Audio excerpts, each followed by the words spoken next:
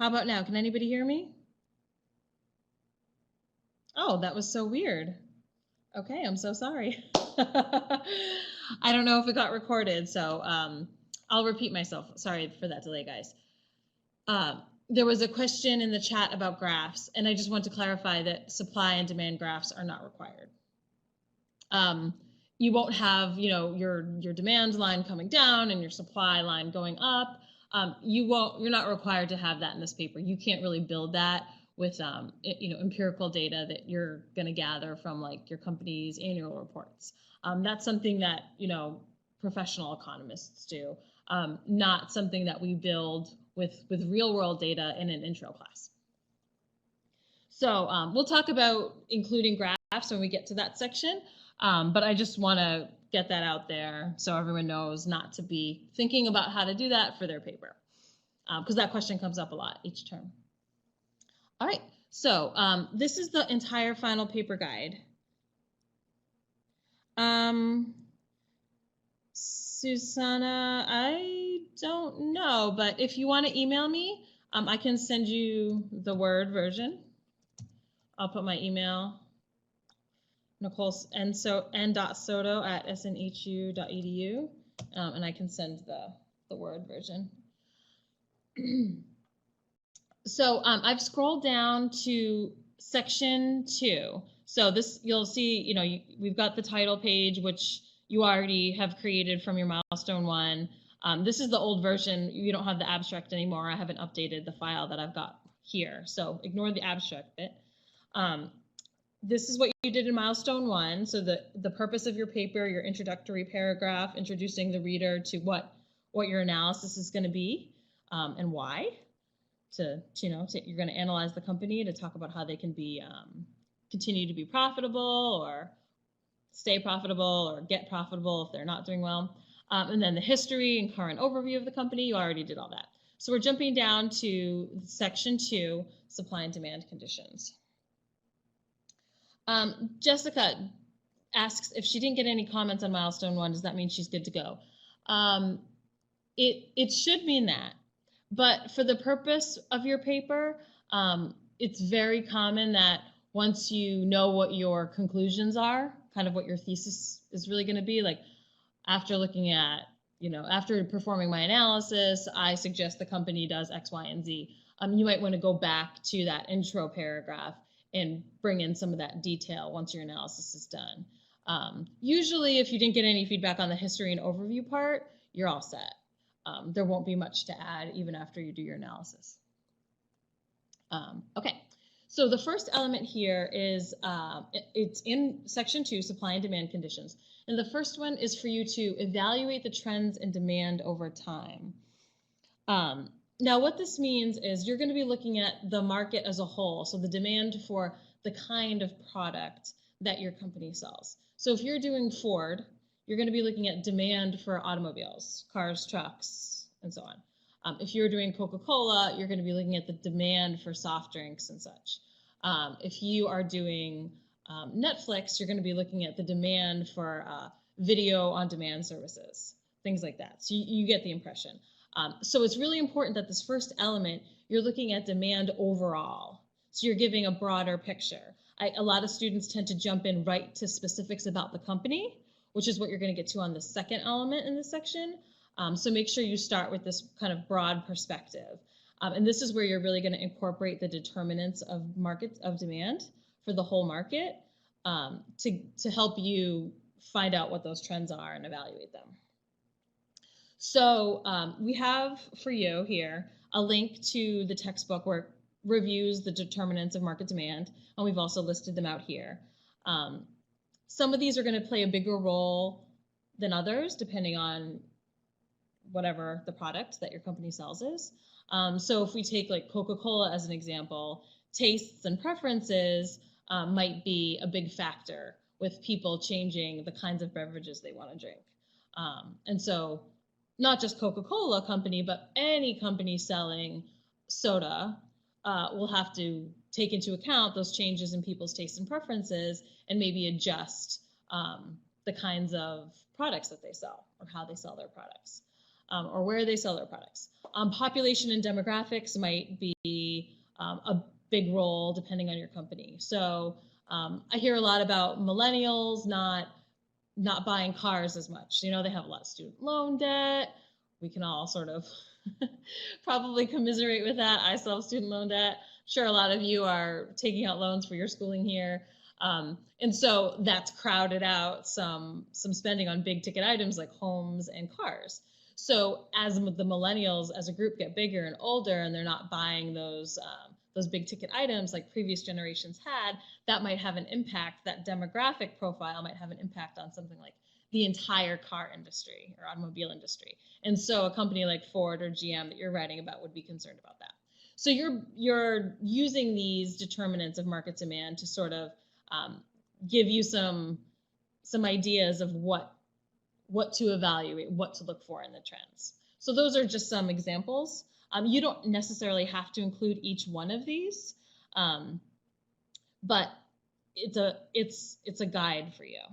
So you're going to talk about the ones that are most relevant to tell your story. Chat asks about Smith & Wesson. That's always a good one. I think students who do that paper tend to do well. The story tells itself very easily about firearms. So that's a great one. There's a lot of trends in firearm market demand where possible legislation around firearms leads to big spikes in demand. And then when people feel kind of safer from legislation being passed, you know, maybe rolling back access to firearms, demand goes down, which is, I think, what we're seeing right now. That demand has gone down a little bit for firearms because of the current administration. So people aren't worried that certain laws are going to be passed, so they don't run out and buy guns. With guns, another trend is, and this would sort of fall under, I don't know, maybe expected future prices.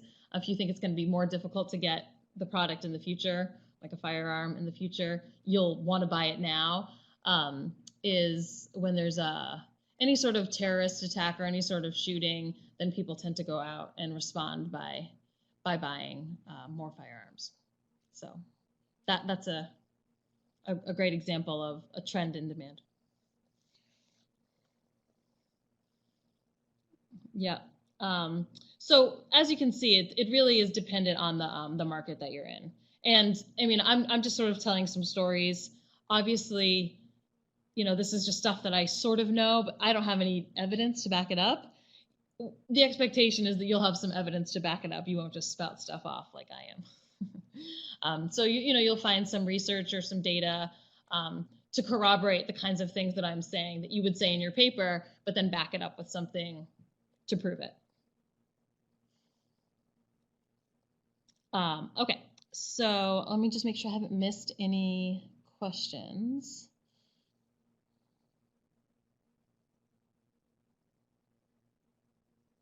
Looks like we're good. It is great to find out other people in your class who are maybe doing the same company, and you guys can trade notes and ideas about how you can approach these things. The general questions forum is a good space for that. All right, so once you've looked at market demand, you're going to go on to the next element in this section, which is looking specifically at your company. So in this one, you're going to analyze information and data related to demand and supply for your firm's product. So before you were looking at automobiles, now you're looking at Ford cars and trucks. Before you were looking at beverages, now you're looking at Coca-Cola or Dasani, or whatever the water that they own is. So you get the switch here. So the first thing that you're going to want to do is get the sales or revenue data for your company. We suggest getting at least 5 years so that you can really see a trend in how your company's been doing. So when you get the sales data, that sort of tells you two things. It tells you the supply and the demand in terms of a quantity. Remember that in our theoretical model, you've got your demand curve and you've got your supply curve, and where they intersect is where you get your quantity. So when you get sales data for your company, that's basically determined by the equilibrium in the market of supply and demand. So that information is the combination of both sides. So you start with that. that is available for all publicly traded companies, and everybody should be doing a publicly traded company. That was one of the requirements for choosing your company. So you get that for at least 5 years. Most commonly, it's sales data in dollars. You can also, in addition to that, look at sales data in units. So number of automobiles sold. With Netflix, it could be like membership numbers, how many members there are. With a company like Starbucks, you could look at locations in addition to sales figures. So you can add on to just the sales, but at the very least, you should have 5 or more years that shows their total amount of sales in dollars, and then add on to that with whatever might make sense.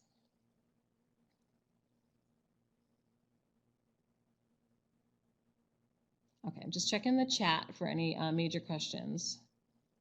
Yep, so someone was asking about 2015 versus 2016 numbers. I know that in our class, in the final project resource area, we have all the 2015 annual reports. Those are there as a courtesy, just to make life easier so you have something to get started with. Those were put in at some point in the class in 2016. We haven't updated them yet with the 2016 annual reports, but you should absolutely be using the 2016 as well. It's always good to read through and get the last couple. So I would say maybe even get 2014 and 2013 as well. You're not reading the entire annual report. The data is in there that you'll need. So you can skip down to that section where it shows sales, and then it shows stuff about costs, which we're going to cover in the next milestone. So you'll need that anyway. And then you'll want to read like their business overview section. It's called something a little bit different by every company. But basically it's a few pages where they talk about how business is going. They talk about their competitors, they talk about the demand landscape. So that's going to give you some information, maybe even for the last element, the first element here in supply and demand conditions. And it'll be good to read that from a few of the annual reports instead of just one to see how things are moving, instead of just getting one snapshot in time. So definitely go ahead and get the 2016 data, and you might need to go back and get some older ones too. So Stephanie says, do the sales reports have the graphs we are going to need? So the annual reports, like the ones that we have started for you, that are shared for you in the course, they're usually in a table because it's sort of like in, accounting. That's all of them follow the same pattern. They have your sales, and then they go into the costs broken down. That's pretty standardized. You're going to take that information, so you're going to get 5 or more data points. So some sales number, usually in millions of dollars. And you're going to put it into a graph. Now, sometimes in other places, like on the company website or some other resource from your research, you can find a graph already created with sales data. If you're going to borrow it from someplace, that's fine. Either way, you're going to have to cite the data because you're getting the data and making your own graph. You have to cite it. Or if you get the graph from somewhere, you have to cite it. But if you're going to borrow someone else's graph, just please make sure it goes up to 2016. A lot of students will take a graph that they find, but it only goes up to maybe 2014 or 2015, and then you're losing that information. Okay, so I missed Taryn's question. Sorry.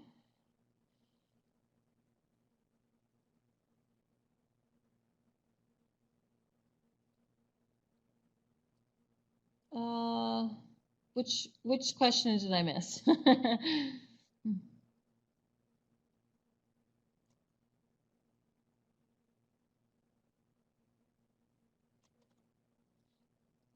Oh, about Green Mountain. Yeah, that was moved to be a private company, so you won't be able to get recent data on that. I'd be surprised there's 2016 data. I mean, I'd really recommend that you don't do it because it's no longer publicly traded. I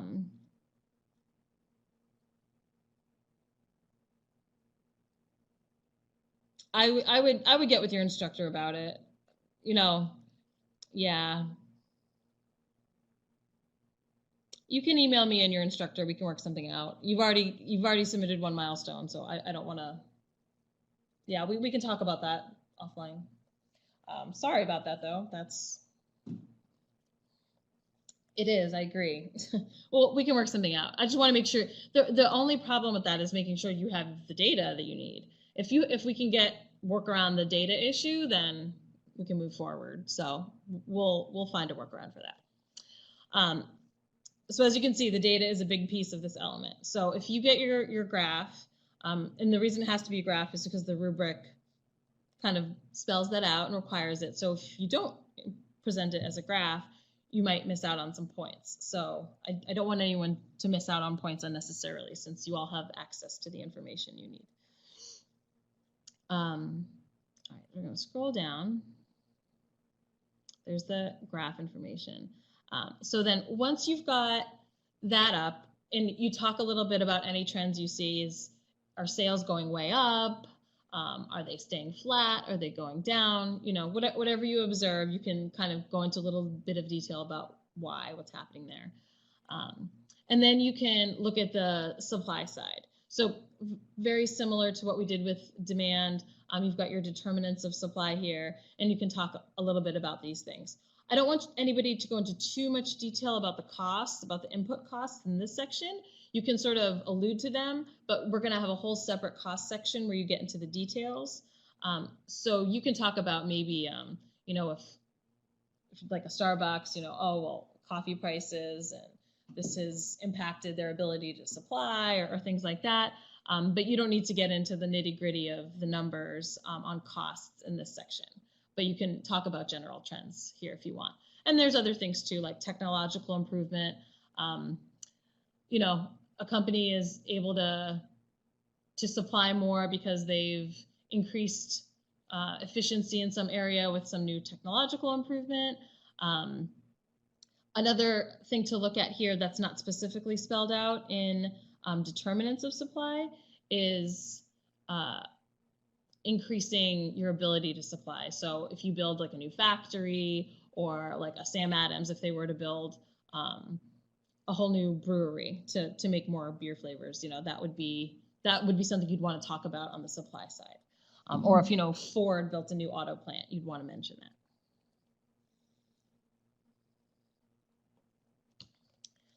All right, any other questions about the supply and demand bit? We have about 10 minutes left, and we have to talk about price elasticity of demand, which can be a little bit tricky.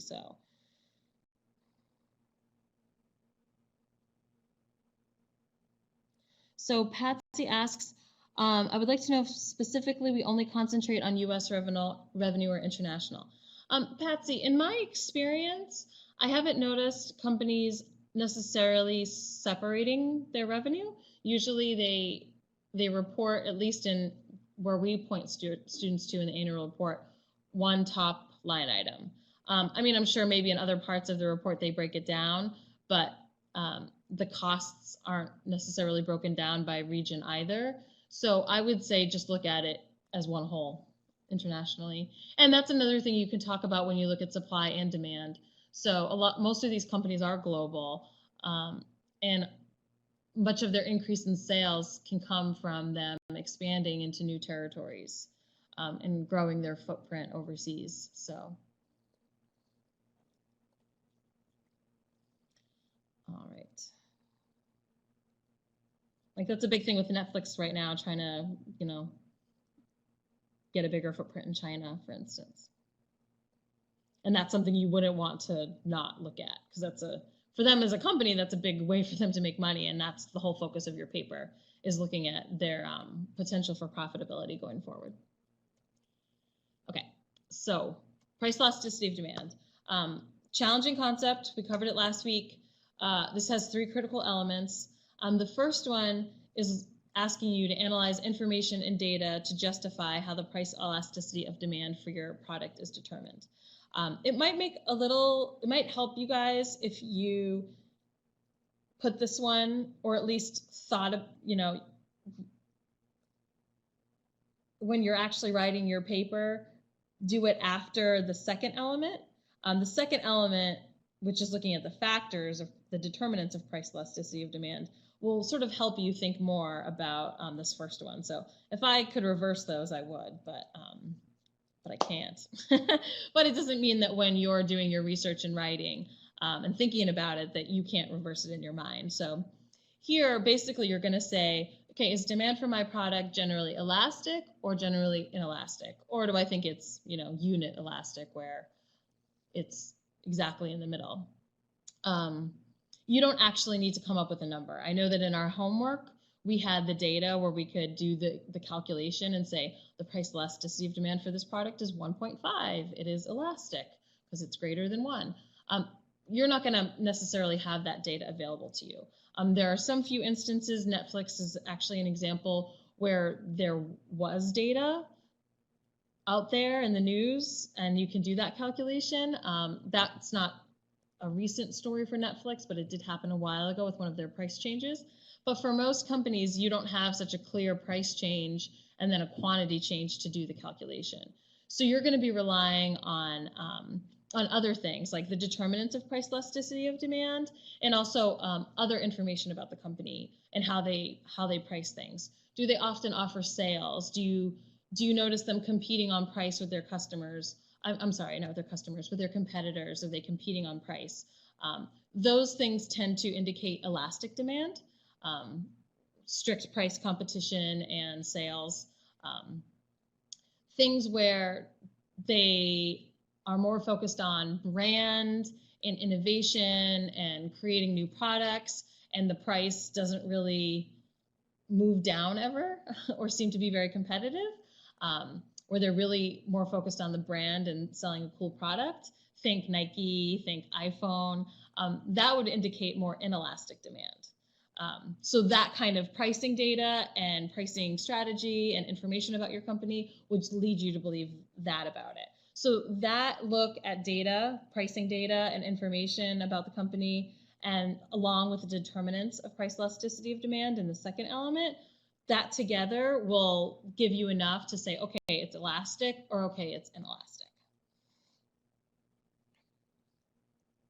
All right, so Stephanie asks, what is elasticity? Okay, great question, because it is a tricky concept, and we have a couple of minutes. So elasticity is just basically the economist's way of saying responsiveness to price. We already know from the law of supply and demand that when the price goes up, people are going to buy less. That's the law of demand.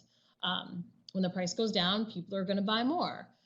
So this is how much more will they buy when the price goes down, or how much less will they buy when the price goes up.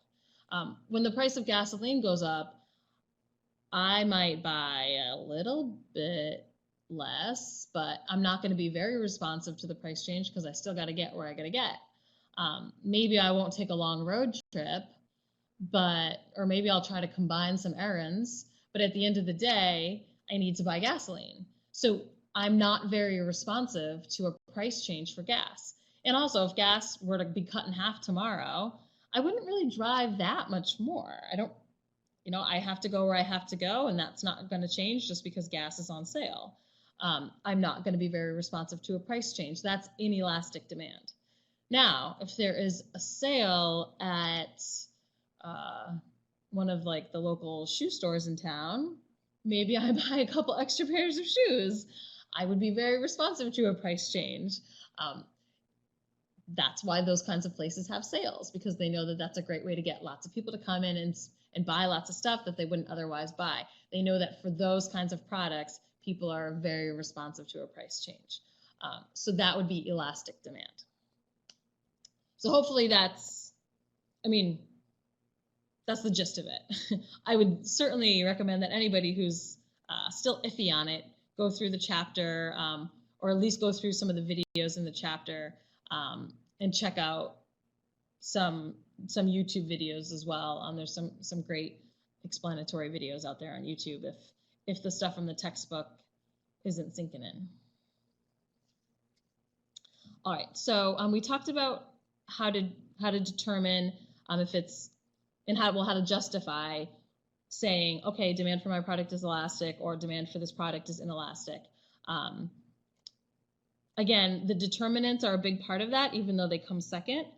For full credit on the final draft, you will need to kind of touch on each of the 5 determinants that are listed here. So just keep that in mind. Might as well just do it now on your rough draft, on your milestone. But we've got a link here to cover that. And the last element in this section is asking you to make the connection between price elasticity of demand and total revenue.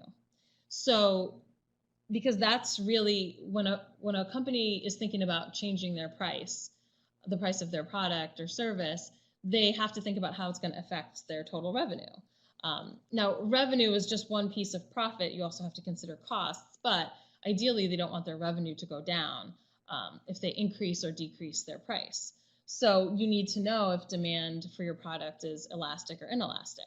And that relationship is described here in this video and in our textbook. So once you know that what the elasticity for your product is, the price elasticity of demand is for your product, you'll know which way the revenue will move if it's a price increase or a price decrease. And then you can talk about that specifically for your company's situation. And then also, this is a great opportunity to do a little bit of research to see, have they increased their prices and how did they do it? Were they very cautious about it and only did a very small increase because they didn't want to chip away at their revenue and move into that elastic demand territory? Or do they increase prices no problem? Do they decrease prices because they think that they can get more revenue by doing that? So you can look at the theory, which is what we have in our textbook, but then also look at some of the actions they've taken around pricing as well.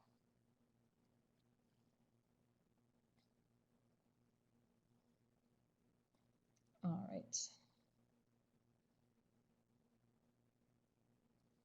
Thanks, Taryn. You have my email, hopefully, from higher up in the chat. So that was the last critical element for this milestone. As always, you'll have your reference page. You can just add on to the reference page you already have, or you can just have one for things that are referenced or cited here in this milestone, just as long as you at least have that. Anything that you cite for this portion of the paper, just make sure that your instructor can see the full reference listing on its own page.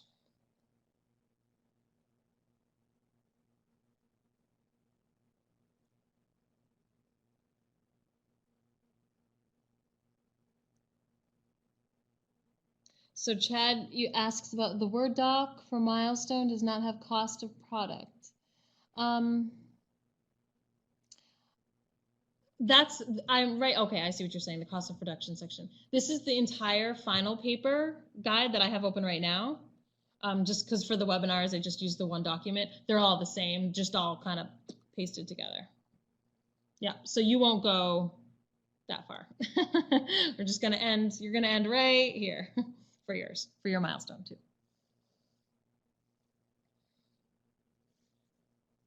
Oh no. Well, then you have a head start on next week. So that's good. All right, it is 9 o'clock. So if anybody has any missing last minute questions, feel free to get them in before we pivot over to our ECO 202 folks.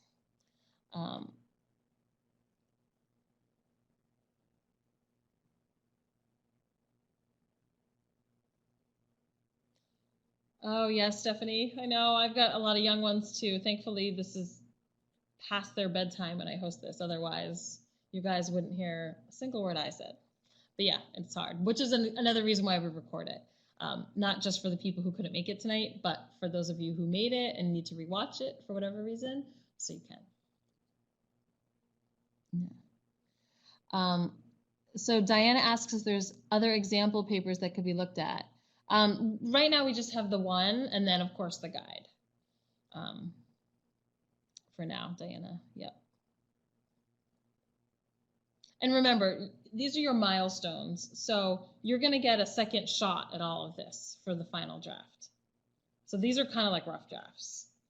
So not to say that you shouldn't put in your best effort here on your milestone, you absolutely should. It will make less work for you later. But if you miss something or if you misunderstood something and approached something in the wrong way, you're going to get some redirection and be able to fix it for the final draft. So do keep that in mind.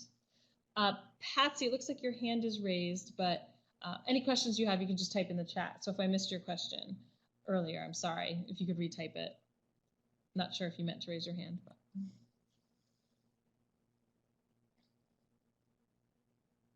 Oh, it's okay. An accidental hand raise, that's fine. Okay. I don't think there's any more questions. So thank you 201 students for joining us. And I'm going to welcome our 202 folks.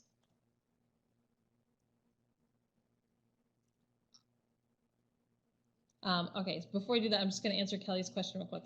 Kelly, I wouldn't take it from any one angle. You're going to look at the company as a whole and see how they use these tools, you know, looking at supply and demand, looking at price elasticity.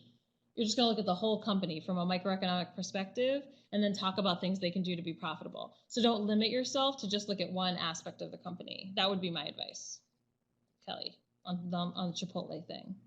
I've seen, I always see some students do that. It's pretty common to think that you have to sort of pick a theme for your paper, but that will limit you too much. You want to look at the company as a whole so that you can do your entire analysis and give them some recommendations. Certainly some of your recommendations will be related to the food safety issue, but you don't have to limit yourself to that. Yeah, I think the focus should just be the microeconomic analysis and profit. As crass as that may sound, it is economics. And we are analyzing a business, so it's fitting.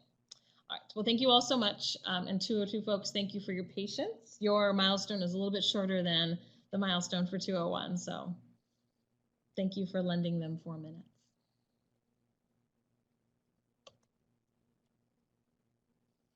Okay.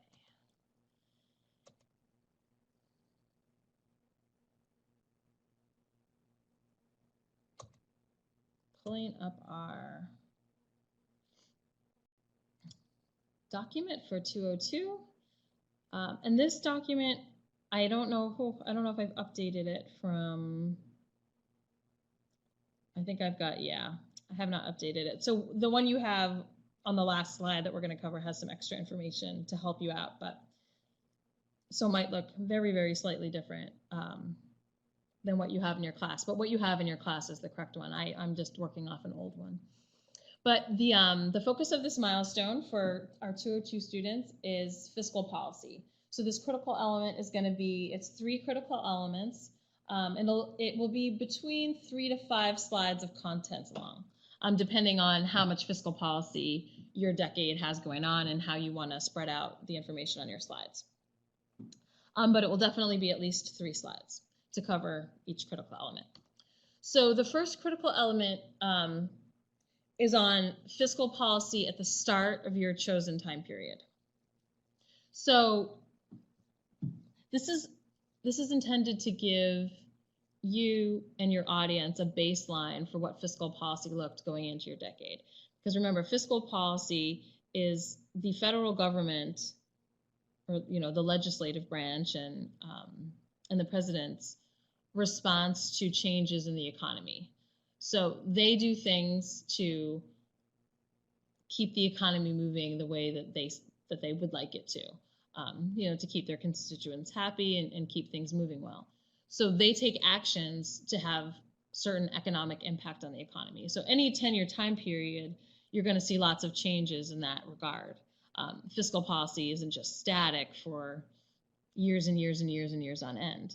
So this is going to give us kind of a starting point so we can see how it evolved in your time period.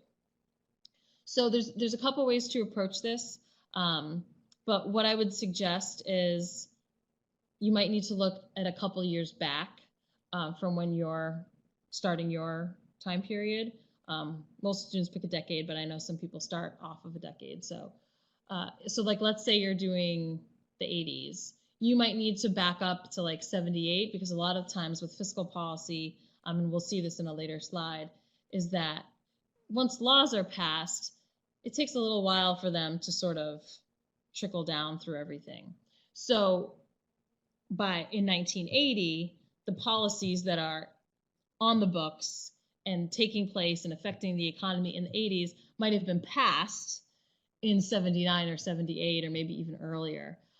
So if you want to find what those policies were, you might have to look in some earlier years. So that's my first bit of advice for here, to find out what those things are.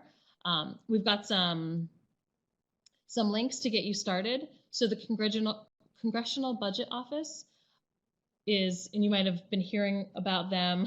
A lot of people have been hearing about them with all the healthcare news. CBO is how they're called for short. So you hear the stuff about the CBO score on the new healthcare plan. So CBO, the Congressional Budget Office, looks at all these government policies to see the potential economic impact of policies, not just healthcare, but any changes in tax policy, things like that. And then they also investigate after the fact. So they've got lots of information about policies that were enacted and their economic impact. So that's a great place to go if you're just looking for what happened, what policies were in place, but then also for the analysis of those policies too. The White House website is another great one. You can go to a specific president and find, again, listings of their policies that were enacted. Some of those are going to be fiscal policies, like changes to tax plans or changes to unemployment law, things like that. Anything that they put in place that was meant to have a specific economic impact would be considered fiscal policy. But it's usually around taxation and spending for an economic impact of some sort. So James, to tell if the policy was implemented before our period, if they pass some sort of new tax law or tax bill, you'll know when it was passed, and then how long it was in place for before they pass the next one. Usually that stuff goes through in cycles. So again, you might have to look a year. You usually have to look a year or so before your time period started, because even in 1980, let's say if they passed a law in 1980, it might not actually make anything happen until the following year. So you're almost always going to have to take a little look back to get that lay of the land at the start of the decade.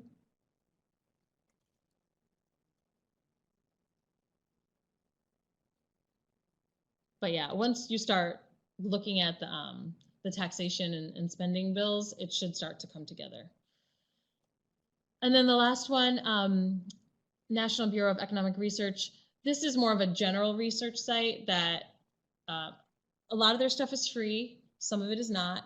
If you find something that you really want in there that talks about fiscal policy that you're like, oh, this is exactly the time period that I need, and it's talking about some fiscal policy that I want to include in my paper, and it's behind a paywall, see if the Shapiro Library has it. But a lot of their stuff is free.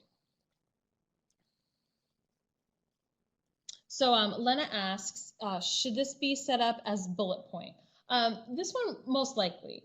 As a bullet point, some students have done things like a graphic or a chart, or they include some images with some text below. Those are just some ideas if you want to be a little bit more creative. But yes, typically it's just some basic bullets on the slide, and then the explanation of what the fiscal policies are in more detail in your notes area. And you'll want to mention not just what the fiscal policy was, but a little bit about why. So, they increased government spending because of a recession, something basic like that. You'd go into a little bit more detail, but you want to say a little bit of the reasoning behind the change or behind that policy implementation. Okay.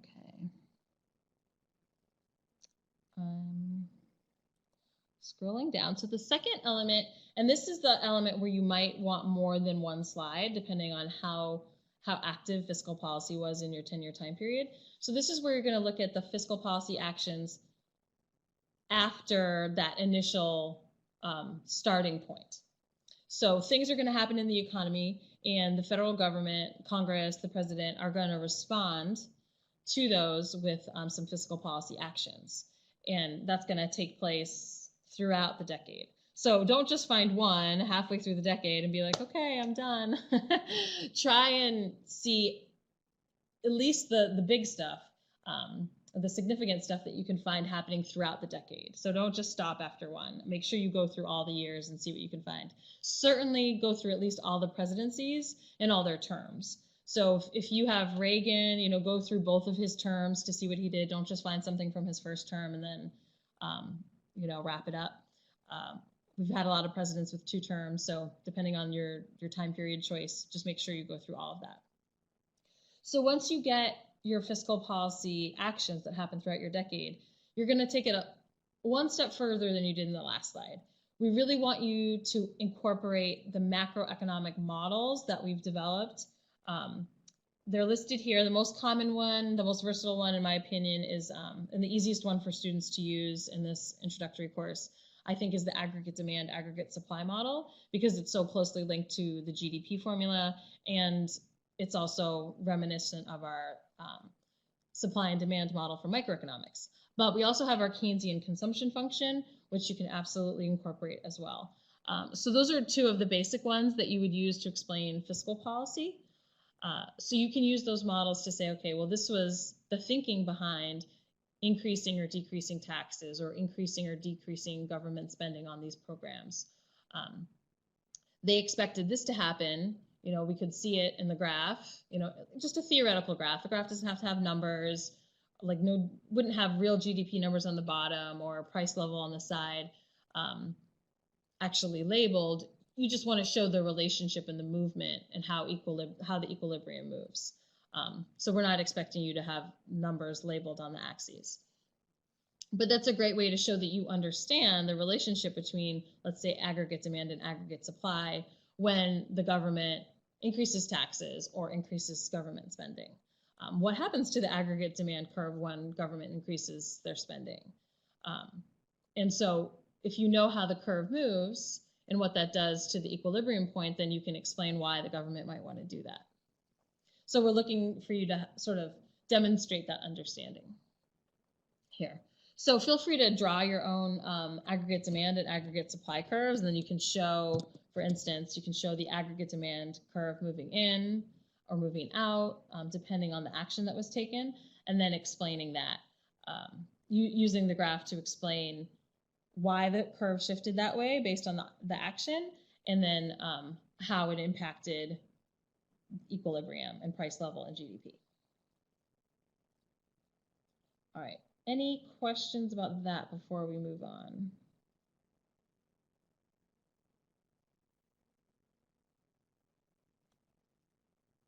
Okay, great. And it also mentions here to incorporate scholarly research. So this is the National Bureau of Economic Research. That's a great one to look at fiscal policy sort of analysis. That's all scholarly research. But things from the more primary sources like CBO, because they do analysis, that would also be considered scholarly research. The Shapiro Library is a wonderful resource for this stuff. And a neat thing that I found recently, I can't believe it's taken me this long to learn this about the Shapiro Library, but they've got a wonderful chat feature. So if you're struggling to find something, you type in Clinton fiscal policy and you search and search and search, and you're just not finding anything that's what you're looking for. You can start the chat and the librarian will help you, and I guarantee you they will be able to find something. It's their job and they're really good at it, and it's a terrific resource. You should always try to do it yourself. I think it's a good skill to have, but if you struggle, please try and go to them and save yourself some time, because they're wonderful. And I think it's 24/7. So avail yourselves of that. And just like the other things, if you choose to make an aggregate demand, aggregate supply graph, instead of just talking about it, that would obviously go on the slide, the graph itself. And then with some bullet points, maybe the name, obviously the name of the fiscal policy, if it's, got a specific act, the American, I'm always going to get it wrong, Recovery and Reinvestment Act. That was the one after the Great Recession. That was in 2009. So oftentimes they have names like that. So you'd include the name of it and then what it was. Was it a spending increase or decrease? Was it a tax increase or decrease? That would be bulleted under whatever graphics or images or things that you have going on the slide, and then the full explanation underneath. All right, so the last one is fiscal policy impact. So this slide is missing a bullet point from what you have. So whatever you have, what you have from the class is the correct one. So what you're going to look at is, did the policies have their intended impact, or what impact did they have? And then you can talk about whether that was intended or not. So, I mean, obviously the government puts these policies in place because they hope it's going to do something. So what did it do? You can look at that. Sometimes policies are not well timed. Sometimes they're misinformed. Sometimes they're very appropriate. Sometimes the scale isn't right. They're too big or they're too small. So there's lots of ways it can go right, and there's lots of ways it can go wrong. So you're just going to take a look at that. You already have the data, so you can see, oh, well, how was unemployment affected the years following this policy? How was GDP affected? How was inflation affected? Those are the things that they're often aiming for, to impact one or more of those things. So you already have that data from your last milestone, so you can see it right there. And then with some research, again, like from NBER or CBO, lots of other research out there, where they've crunched the numbers, they've looked at the specific policy, what was the impact of it? And you can talk about those things from a research perspective. And then in addition, and this is the bullet point that we're missing, is that I would also like for you to talk about, again, it doesn't have to be a lot, but to talk about briefly, what was the real life impact on businesses and firms because of this policy change? So let's say the government decided to decrease business taxes because they think that that's going to help the economy get going. Well, obviously, we would expect that the impact is that companies will pay less in taxes. That's a very direct impact of the policy. But then what? Did companies then take that savings and invest more? Did they hire more people? What did it mean for households? Did households see lower prices for goods? Did more people get hired? So you want to look at sort of the micro impact. How were businesses and families and workers impacted by these choices as well, instead of just looking at the macro stuff. So that's where you can kind of bring in both sides of the economics coin, so to speak. But the research is really going to help with this bit. So some of the research you've already done because you've done the empirical research, and then in addition, the more scholarly economic research. And that's it. And then you'll have your slide for all of your references, anything that you've cited on the slides and in the notes. You'll want to make sure is in your reference slide.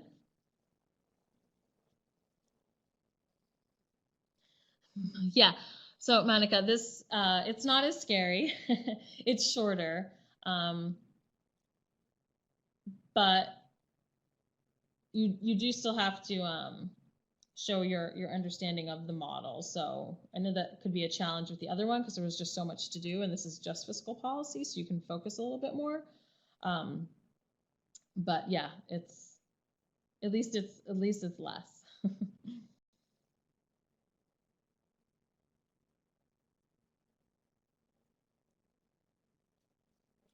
I hope you all were able to get the data without too much of a problem with the last milestone, at least. We try to make that not too painful with the access to Fred and everything. So Adam asks, do we add these slides to the ones from the first milestone? That is completely up to you, Adam. Most students, in my experience, just submit this as its own milestone. With PowerPoint, it's really easy to separate slides into different files and then bring them back together later. But if you submit all of them as one running presentation, that's fine. Your instructor will not go back and look at any edits you've made to the earlier ones because the rubric is only applied to these 3 critical elements. So just keep that in mind.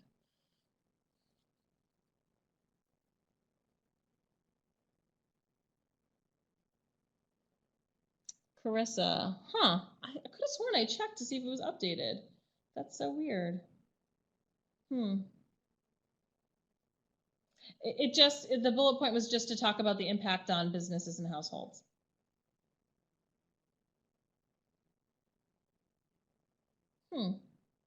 Maybe, I could have sworn I checked to see that they had the updated one in the courses this term, but that was all that it was. And it says it in the rubric, to be fair.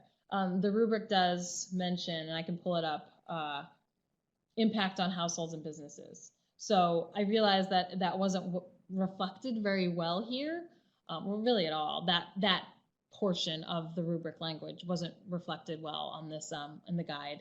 So we updated it, but my apologies that it wasn't imported into the course this term.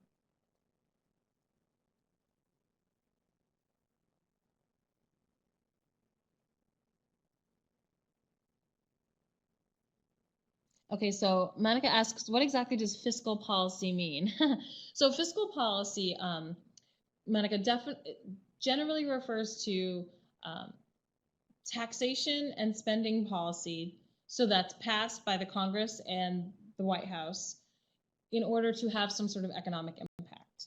So there is some spending, like military spending that the government does, that is not intended to have an economic impact. We have to buy some more tanks and stuff, and we're doing this, we're spending all this money on that. There's lots of spending that isn't meant to respond to changes in the economy or issues in the economy.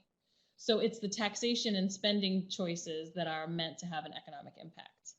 Taxation is almost always considered a fiscal policy, but it's mostly the spending that often can be separate in terms, because we just have to spend money on lots of things that don't have to do with making an economic impact directly.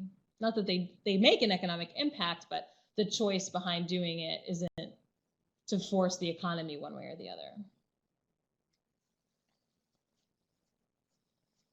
Yeah, just like Ellen said, it still impacts the GDP, but those decisions aren't considered fiscal policy in and of themselves.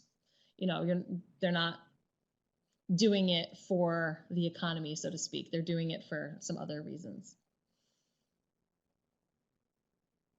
So a lot of students talked about things like military spending in the previous milestone,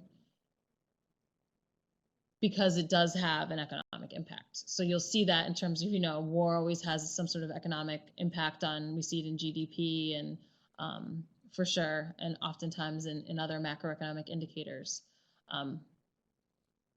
But in terms of looking at the policy for this section, you'll probably be focused on other kinds of spending, like spending around like jobs programs or infrastructure programs, or definitely changes to taxation, helping businesses invest, back to work programs, unemployment spending, welfare spending, things like that.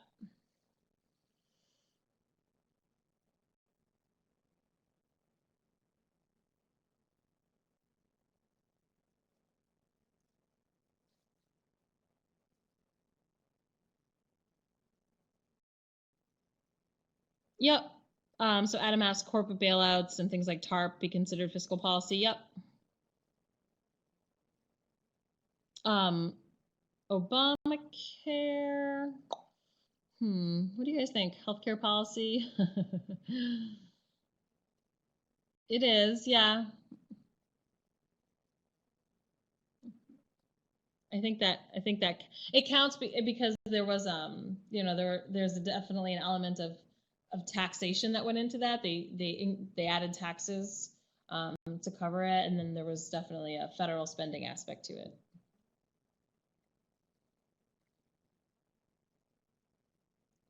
So yes. Yep.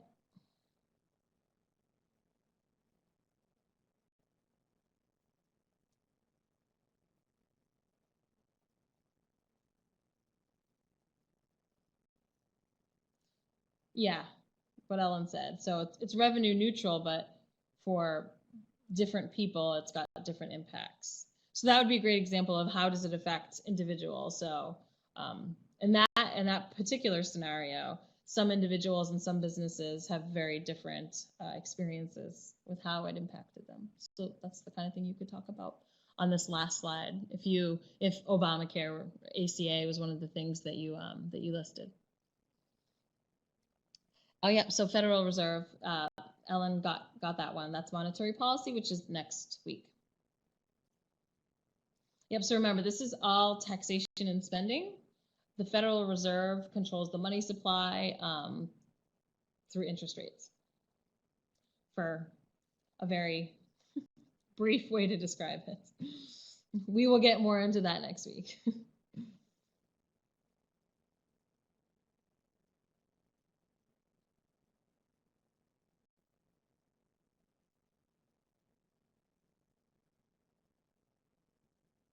Yep, and don't be worried if you have a time period that doesn't have a ton of fiscal policy going on. There are a handful of 10-year time spans where there's not a whole lot.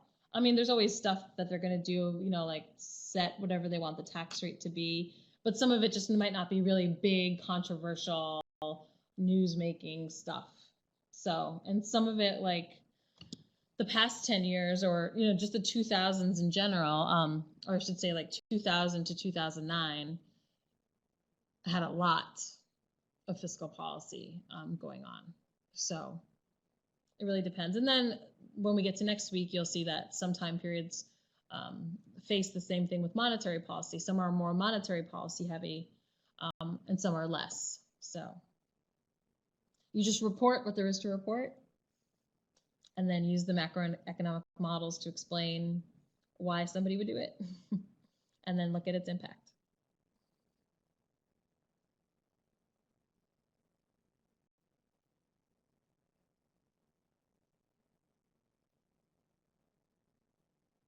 Yes, definitely.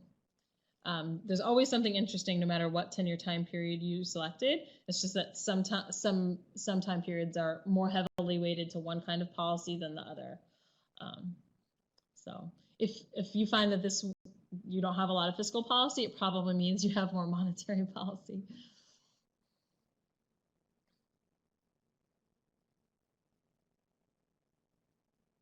Yeah, and if you missed anything big, especially we've been running this class for a couple of years now, so us instructors are pretty good about knowing what the big ones are that you shouldn't miss. Your instructor will let you know. So I have to remind students about that all the time. Like, okay, you covered these two policies, but you missed this one and it's really important. You can't not include that one. So make sure you include it for the final draft. So they'll let you know if you missed anything super important. And sometimes students include things that aren't hugely important in terms of the scale, but hey, they were still a fiscal policy, and if they went through the trouble of including it and explaining it, great. So you might include things that other students don't include for your time period, but it's just going to go and show your instructor that you understand what's going on and how to explain it with the models.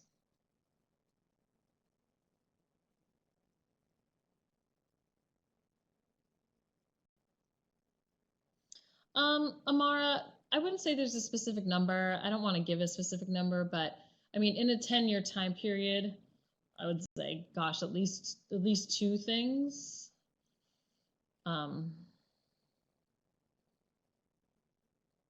Yeah. Just because 10 years is a long time.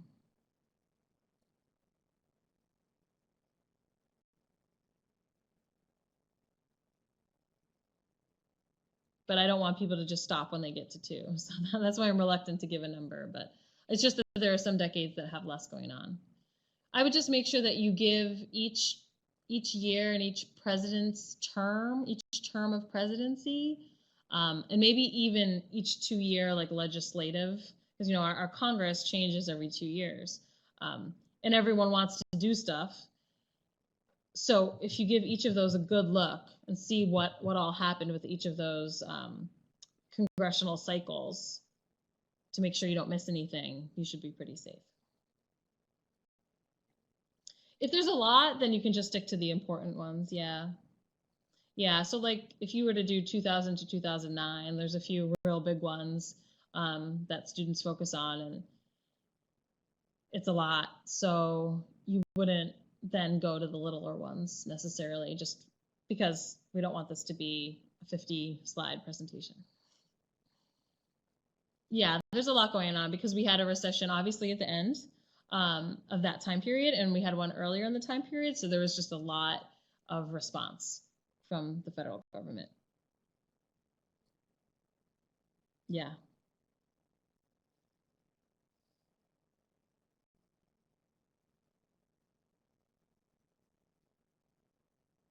And if you're unsure as you're doing your research, just shoot your instructor an email.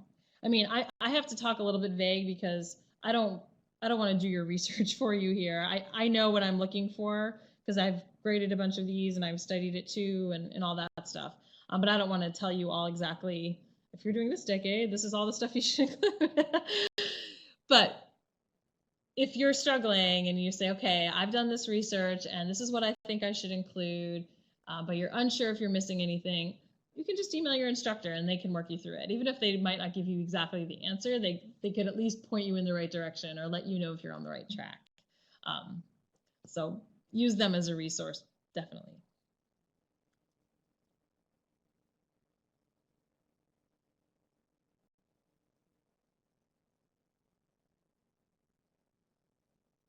All right, I don't see any other questions. You got your 4 minutes back that you lent to the 201 students. So thank you guys. If there aren't any other questions, then I will say goodnight to everybody. And thank you all so much for coming.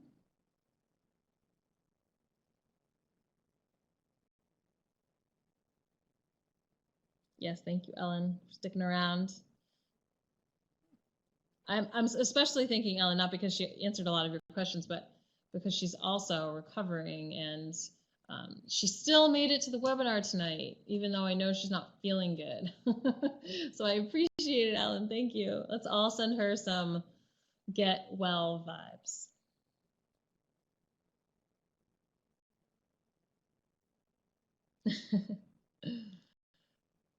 Yeah.